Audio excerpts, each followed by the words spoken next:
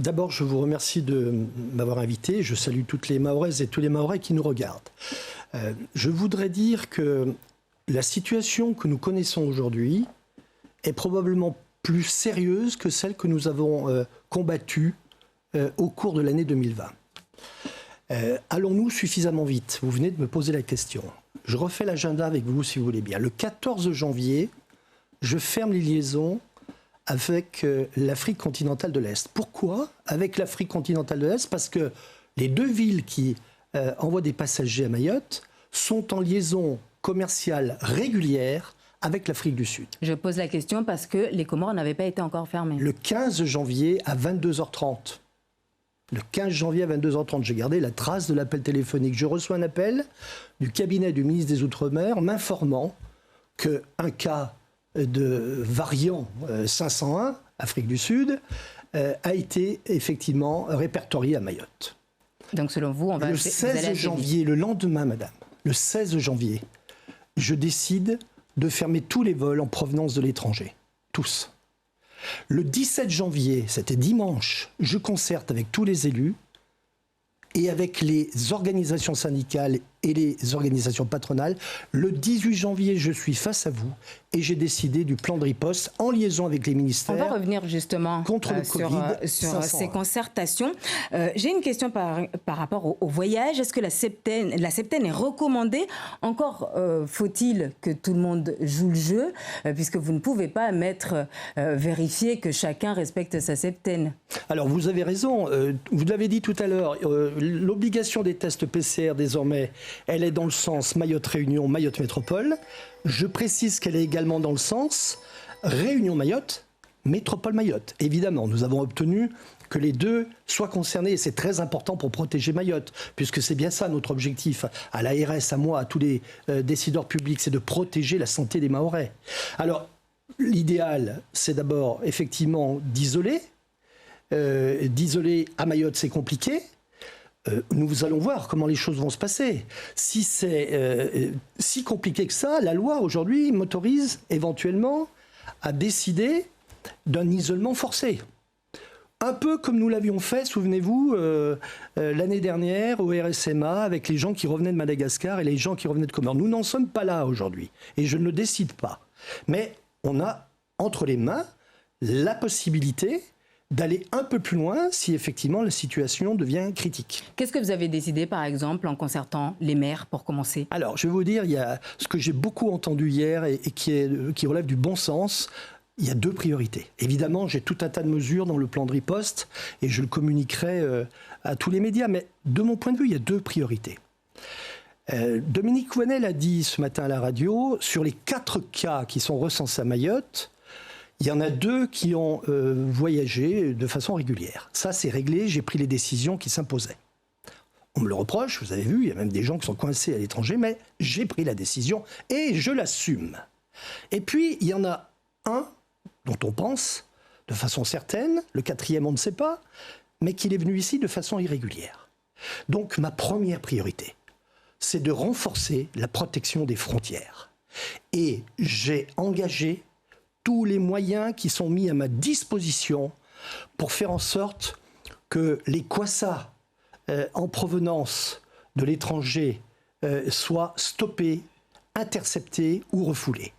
Tous les moyens, madame, et même au-delà, puisque j'ai décidé que des services de l'État qui traditionnellement ne participent pas à la lutte contre l'immigration clandestine seront engagés pour soit s'interposer, soit pour détecter, c'est très important la détection.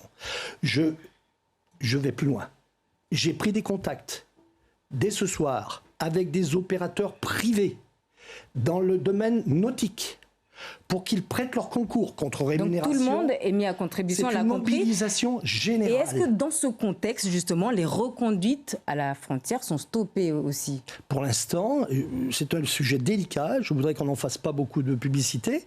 Mais pour l'instant, il y a une parfaite compréhension de la partie comorienne qui accepte les éloignements auxquels je procède. Et vous savez que j'éloigne beaucoup de monde. Donc, première priorité, protéger nos frontières. On engagera même des moyens aériens locaux. S'il le faut, on va prendre contact avec l'opérateur, qui est un privé, pour, pendant une période donnée, surveiller, détecter. Plus on détecte en amont, plus on intercepte facilement. Vous savez qu'aujourd'hui, sur 100 Kwassa qui tentent d'affronter Mayotte, nous en interceptons en moyenne 80 à 85. Alors, ça veut dire qu'il y en a 15 qui passent. C'est le député Mansour Kamardine qui sera content puisqu'il a demandé justement à ce que les moyens soient renforcés. Eh bien, ils sont là. On l'a dit tout à l'heure, un certain résident de Mayotte bloqué aux Comores. Dans la région, y aura-t-il des rapatriements? Comment ça va se passer pour eux? Alors pour l'instant, nous ne sommes pas dans le sujet du rapatriement. Le texte tel qu'il est rédigé, l'arrêté que j'ai pris, soumet les vols en provenance d'Afrique ou des Comores à mon autorisation. C'est-à-dire que j'ai la possibilité éventuellement de faire un vol spécial pour rapatrier des ressortissants.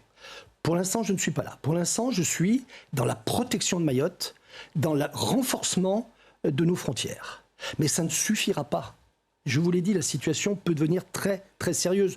Pour les raisons que la directrice générale de l'ARS a annoncées tout à l'heure.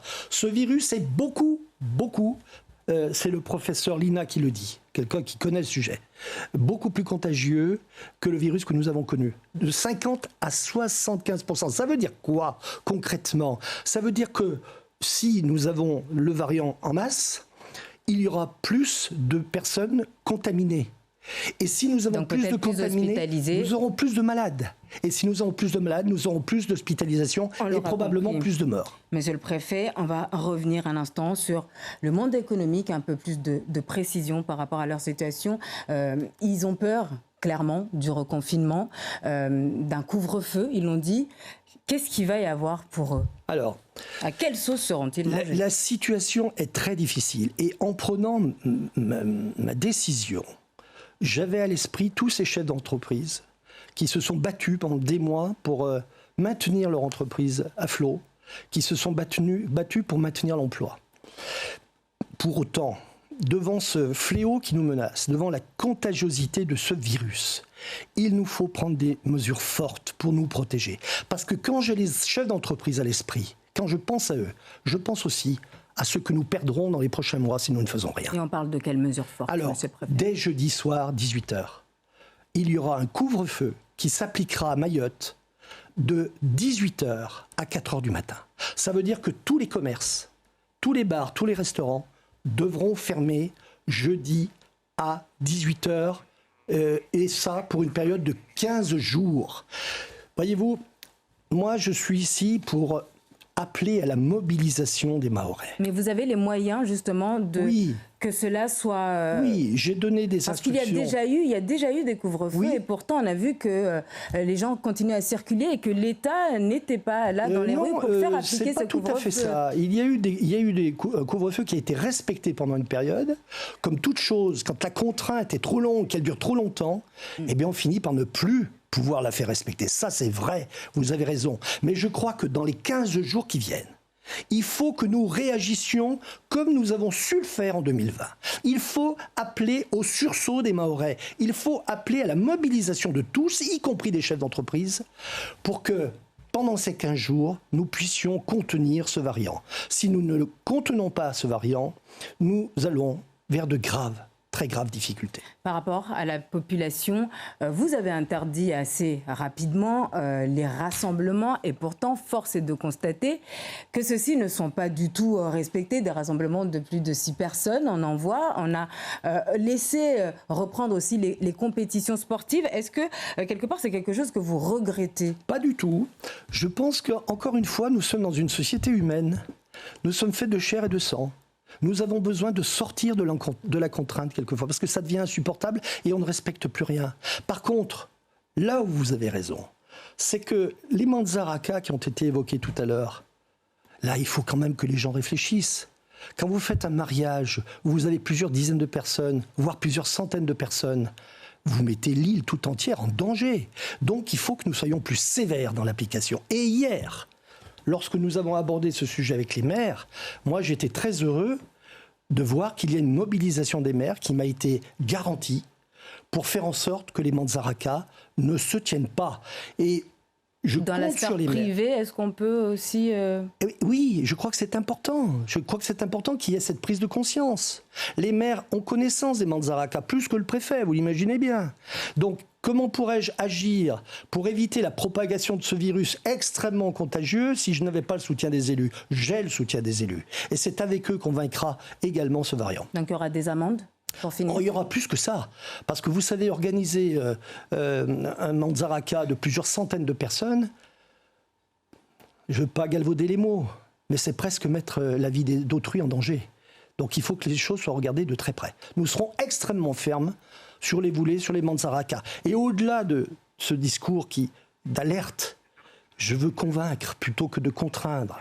Je veux convaincre les Mahorais de l'intérêt que nous avons à nous mobiliser pendant les 15 prochains jours, de reporter le masque en toutes circonstances, de respecter les gestes barrières, de nous laver les mains régulièrement. Mobilisons-nous.